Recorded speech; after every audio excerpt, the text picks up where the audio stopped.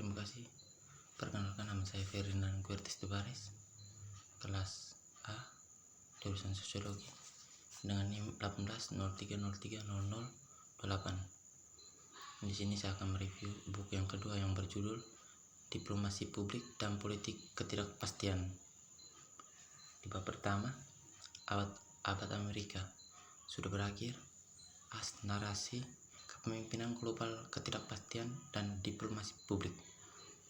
Perubahan politik dan ekonomi, baik internasional, nasional maupun nasional, akhir dari perang ideologis AS dan Soviet Union, dan runtuhnya konsensus domestik pasca Perang Dunia Kedua tentang keterlibatan internasional telah menciptakan tingkat ketidakpastian yang tinggi di antara publik Amerika dan melemahkan komitmen yang menulis dan memperkuat diplomasi Amerika. Baik, ketidakpastian itu telah tercipta ketidakstabilan dalam sistem internasional dan menghasilkan internasional keributan yang menjadi ciri politik saat ini. Fokus pada perubahan politik, ekonomi, dan sosial bagaimanapun meleset poin kunci. Faktor-faktor seperti itu selalu berubah dan terus berubah selama seluruh periode dominasi AS atas sistem internasional. Diplomasi publik memainkan peran yang sangat unik dalam hubungan internasional AS. Politik nasional selama abad ke-20, Justin Hart di Empire of Ideas menganalisis bagaimana runtuhnya kekaisaran Eropa mengikuti dua perang dunia menciptakan kondisi kedatangan AS sebagai pemimpin global diplomasi publik sehingga mode komunikasi praktik diplomatik dan di bidang akademik. Kekuatan sosial dan budaya adalah pembangkit vektor yang paling kuat ketidakpastian, dengan mengasingkan anggota publik Amerika dari masing-masing lainnya dan keraguan tentang keterlibatan dengan dunia. Kewajiban komunal dan memprovokasi kebencian dari lebih populis sesama warga negara yang berpikiran yang cenderung memiliki efek popularisasi.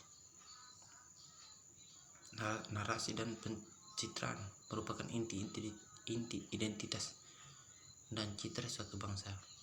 Kemudian pesan diplomasi publik dan strategi negara. Diplomasi publik dan strategi negara maupun akan menjadi tempat yang baik untuk mulai mencari cerita yang ingin diceritakan. Baik, yang kedua, bab kedua, dari propaganda eksternal ke publik yang dimediasi diplomasi.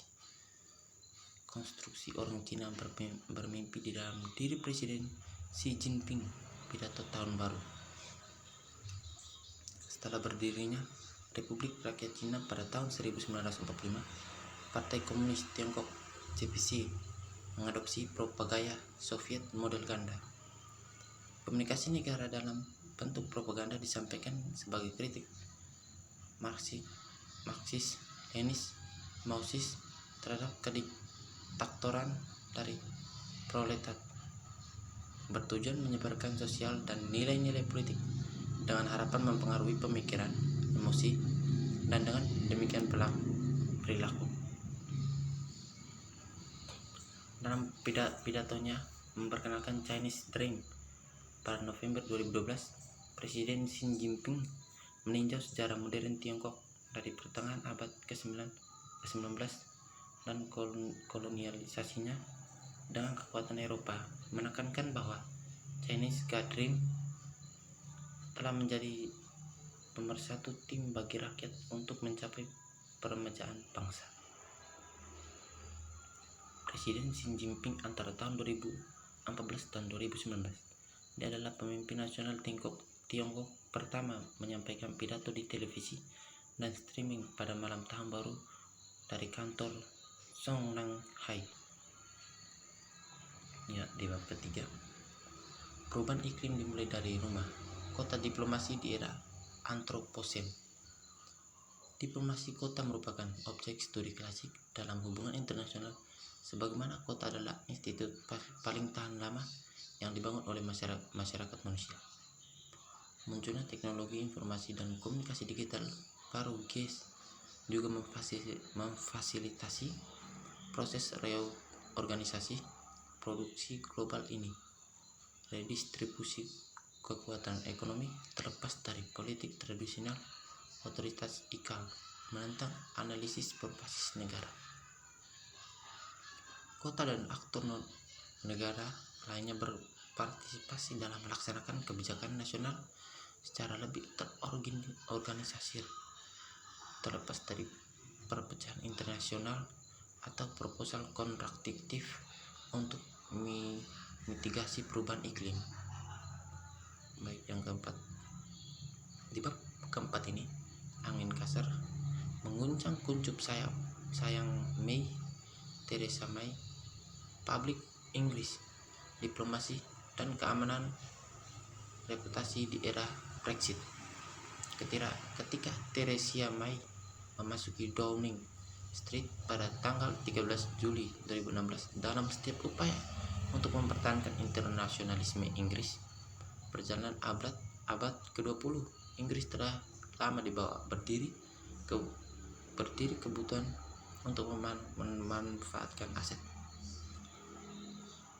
Pernyataan Johnson menekankan Global Britain baik-baik untuk dunia dan untuk dirinya sendiri. Dalam proyeksi nilai-nilai kita dan prioritas kami. Pembicaraan tentang Global Britannia sangat aspiratif, meyakinkan untuk internasional, tapi bagi beberapa komentator di rumah tampak tidak masuk akal untuk berbicara dari program luar angkasa Inggris. Diplomasi publik Inggris tidak bisa menangani tantangan disinformasi Rusia. Bab ke-6, diplomasi publik di era pasca realitas. Salah satu pendorong utama ketidakpastian adalah munculnya heteropolar dan dunia yang terhubung secara digital. Dunia heterokutub adalah dunia yang berkembang konfrontasi karena negara-negara mengadopsi kebijakan luar negeri krisis yang menyebabkan krisis yang sering dan kompleks di mana jumlah aktor terlibat berlipat ganda. Kekuatan pendorong di balik pasca realitas adalah melalui digitalisasi yang menyatakan dunia persaingan realitas yang mengikis sosial kohesi, memperkuat ketegangan sosial, mendorong frustasi, ketidakpastian baik di tingkat lokal maupun global. Salah satu tantangan utama yang dihadapi para diplomat di era digital adalah kompresi ruang dan waktu.